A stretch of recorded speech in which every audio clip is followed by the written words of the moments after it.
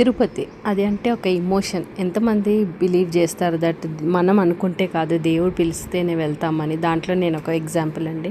13 years wait చేశాను, ఎన్ని రకాలుగా ప్రయత్నించాను, బట్ సక్సెస్ అవ్వలేకపోయాను. చాలాసార్లు ట్రై చేసి పాప పుట్టిన తర్వాత అప్పుడు వెళ్ళాము. మళ్ళీ తర్వాత చాలా బ్రేక్ వచ్చేసింది, చాలా రకాలు ట్రై చేశాను, బట్ పాసిబుల్ అవ్వలేదన్నమాట. ఇప్పుడు పిలిచాడు దేవుడు, అప్పుడు వెళ్ళాము. That no plannings, no bookings, ఏం చేయలేదు, అలా వెళ్ళిపోయాము. వెళ్తూ కార్లో స్టార్ట్ అయిపోయాం, బ్రేక్ఫాస్ట్ చేసాము. అక్కడ నుంచి ఒంటిమిట్ట రీచ్ అయ్యాము. ఒంటిమిట్ట కూడా ప్లాన్ లేదు, జస్ట్ అటు నుంచి వెళ్తున్నాం కదా ఒకసారి దర్శనం చేసుకుందాము, ఎప్పుడు వెళ్ళలేదు అనుకొని వెళ్ళాము.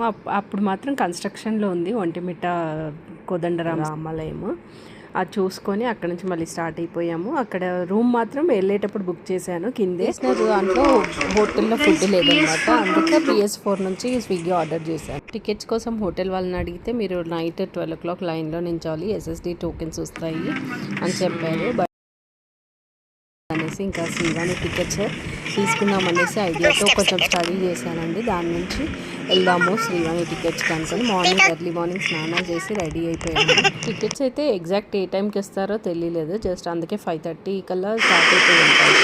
ఇంకా లగేజ్ అంతా చెక్ చేసుకొని పైకి స్టార్ట్ అయిపోయాము. ఏడుకొండలు ఎక్కుతుంటే ఆ feeling after so many long years కదండి, అసలు మామూలుగానే ఎమోషన్ వేరే ఉంటుంది, బట్ ఇంకా చెప్పేది లేదు. అప్పుడు నేను అంత వెయిట్ చేసినందుకు చాలా హ్యాపీగా ఫీల్ అయ్యాను. ఇంకా స్టార్ట్ అయిపోయాము. లైన్ అనమాట, అప్పుడు అలా ఉండింది లైన్, కొంచెము గ్రిల్స్ వేసింది, దాంట్లో స్టార్ట్ అవుతుంది. ఆల్రెడీ చాలా మంది ఉన్నారు లైన్లో. ఓన్లీ 800 టికెట్స్ ఇస్తున్నారు per day. 800 tickets offline, and airport నుంచి వచ్చే వాళ్ళకి 200 టికెట్స్ అనమాట. ఇంకా కొంచెం టెన్షన్గా ఉండింది, ఆ జనాలు ఎక్కువ ఉండేసరికి మనకు వస్తుందో లేదో టికెట్స్ అనేసి. కాకపోతే 8 o'clock కౌంటర్ స్టార్ట్ చేశారు. అప్పుడు మనకు అక్కడ డిస్ప్లే అయిందనమాట, ఎన్ని టికెట్స్ ఉన్నాయి, ఎన్ని టికెట్స్ అయిపోయాయి అనేసి.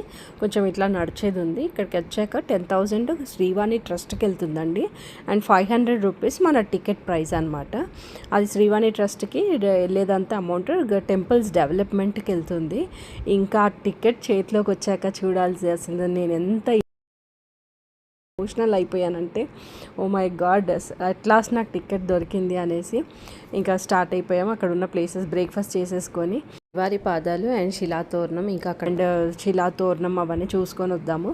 చూసుకొని మళ్ళీ కింద రూమ్ కాబట్టి కిందకి వెళ్ళిపోయి స్టే చేసి నెక్స్ట్ డే మళ్ళీ దర్శనం అనమాట. నెక్స్ట్ డే 9 o'clock దర్శనము, 9:30కి ఒక హాఫ్ అన్ అవర్లో అలా అయిపోతుంది అని చెప్పారు. మనకు తెలియదు, ఇంకా అది వెళ్ళినప్పుడు తెలిసిందనమాట. అక్కడ శిలాతోరణం చూసుకున్నాము. అక్కడ నుంచి శ్రీవారి పాదాల దగ్గరికి వెళ్ళాము. అక్కడ కూడా చాలా ట్రాఫిక్ ఉంది అండ్ చాలా రష్ ఉంది, బట్ అంటే వెళ్ళాము. పైకి వెళ్ళి దీపాలు వెలిగించే వాళ్ళు అక్కడ తీసుకొని వెళ్ళమన్నారు. అక్కడ శ్రీవారి పాదాలు గ్లాస్లో పెట్టారండి.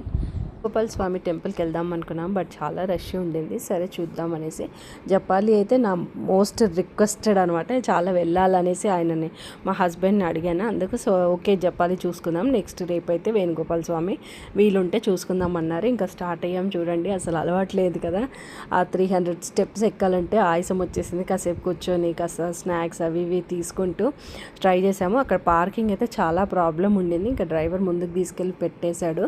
ఇంకా మేము స్టార్ట్ అయిపోయాం. బట్ అన్ని గూస్ బంప్స్ మూమెంట్స్ అండి. అసలు ఆ తిరుపతి జర్నీ ట్రావెల్ నాకు అసలు ఎంత ఎమోషనల్గా ఉండింది, అండ్ గూస్ బంప్స్ మూమెంట్ అంటే చెప్పలేను. ఆఫ్టర్ లాంగ్ టైం కదా, అంటే దేవుడు పిలుచుకున్నప్పుడే వెళ్తామన్న దానికి నాకు బెస్ట్ అనిపించింది.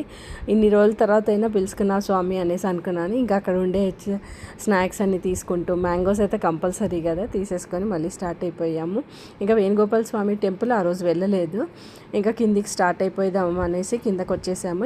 రూమ్కి వెళ్ళి ఫ్రెష్ అప్ అయిపోయాము, కాసేపు రిలాక్స్ అయ్యాము. ఎందుకంటే జర్నీ ఎర్లీ మార్నింగ్ వెళ్ళాము కదా. అక్కడ నుంచి అమ్మవారి టెంపుల్కి వెళ్ళాము, పద్మావతి అమ్మవారు. ఈవినింగ్ అమ్మవారిలో కూడా చాలా రష్ ఉంది. ఇంకా 50 రూపీస్ టికెట్ తీసుకున్నాము. తర్వాత కోదండరామస్వామి ఆలయంకి వెళ్ళాము. ఇంకా అక్కడ కూడా ఫుల్ రష్, ఇంకా అక్కడ కూడా దర్శనం చేసుకున్నాము.